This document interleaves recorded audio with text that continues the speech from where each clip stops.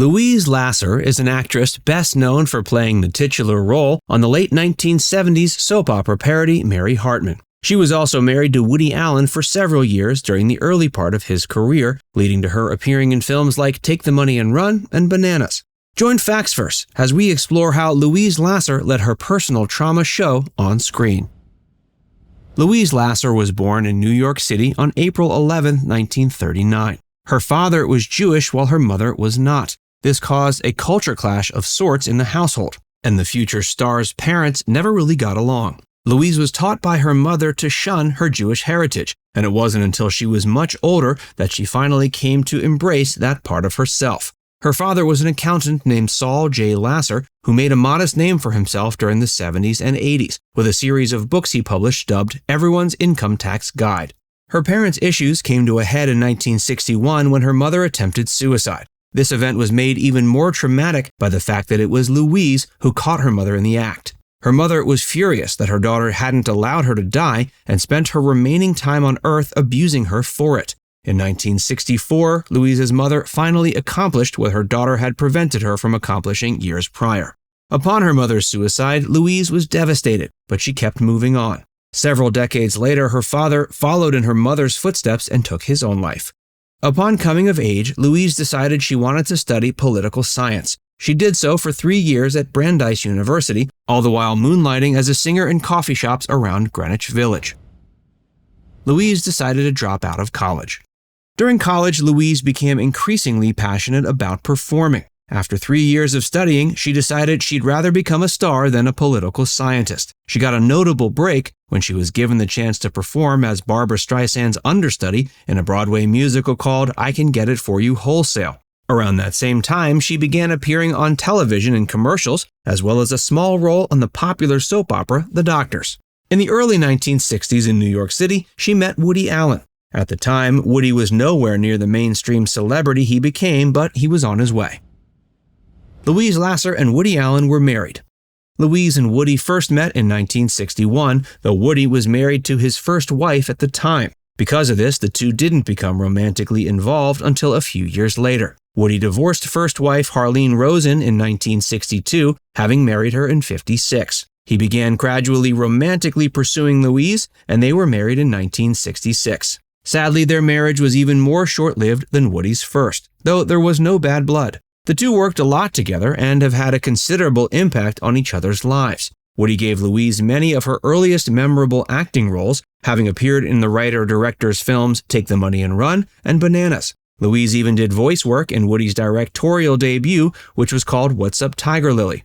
According to Louise, Woody helped her find her own comedic voice. Following their divorce, Louise's comedic talents went on to make her a star in her own right, thanks to a memorable television role in the mid-70s. Before we tell you more, be sure to give this video a like and subscribe to Factsverse if you haven't already. Louise found breakout success in the 70s. In the course of the early 70s, Louise Lasser could be seen all over. She was in films like Such Good Friends and Slither, and she also appeared on such notable TV programs as The Bob Newhart Show and The Mary Tyler Moore Show. But it wasn't until 1976 that the actress received the role that turned her into a household name. That was the titular role in the soap opera parody Mary Hartman, Mary Hartman, which aired from 1976 to 77. The show took its job as a soap opera parody seriously, airing 5 nights a week and yielding well over 300 episodes by the time 2 seasons were up. The series became an instant sensation and turned Louise into an icon overnight. One of the producers of the show was Norman Lear, and he has claimed the series was created with Louise Lasser in mind.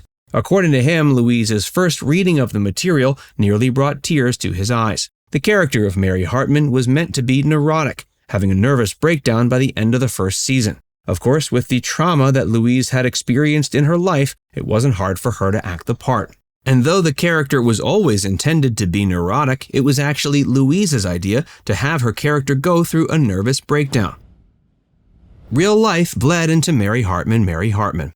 The first thing that went wrong in Louise's life during the filming of Mary Hartman, Mary Hartman is that she was arrested for carrying a minuscule amount of cocaine. She was forced to undergo counseling, though she claimed the substance had been given to her by a fan a few months prior and she'd forgotten about it. Mary had actually been arrested after making a scene at a charity auction where she'd refused to leave with a dollhouse that she had her eyes on. It wasn't until searching the actress's bags after the arrest that the police found the cocaine.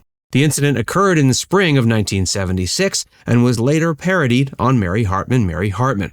A few months later, Louise suffered another embarrassing incident when she was allegedly banned from Saturday Night Live. Early in the show's run, she was brought on to host the second-to-last episode of the first season. From the outside looking in, the appearance was a success, but it was later revealed that Louise had made a fuss behind the scenes. According to the actress, she had been told she was going to be able to write her own material. When she realized this wasn't the case, she decided she didn't want to perform in several of the sketches that had been written for her because they were crude.